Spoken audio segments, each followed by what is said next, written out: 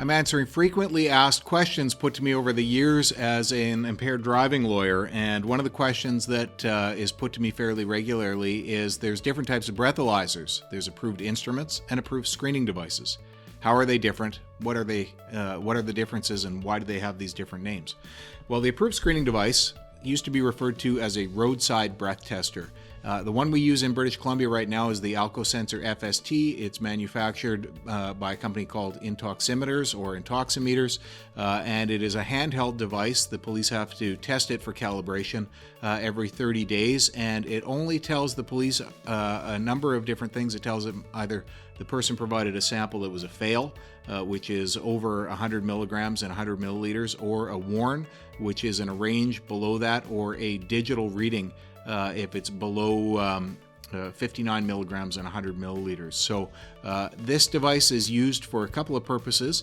It's used for the police to either elevate their opinion that they have reasonable and probable grounds to believe that it is appropriate to conduct a criminal investigation and detain the person further for a further investigation to gather more evidence, or to issue an immediate roadside prohibition. So this is a screening device.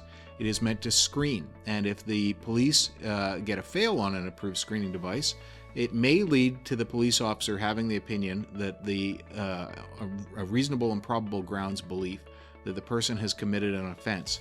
In such case, the police officer may make a demand that the individual provide a sample into an approved instrument.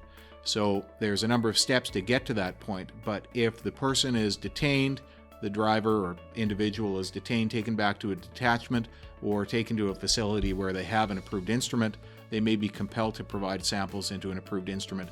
The evidence from the approved instrument can be used to prove that the person was at or over 80 milligrams within the 2-hour window after driving.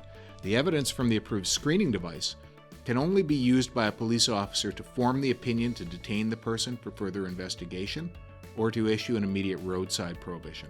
So they have fundamental different uses in law.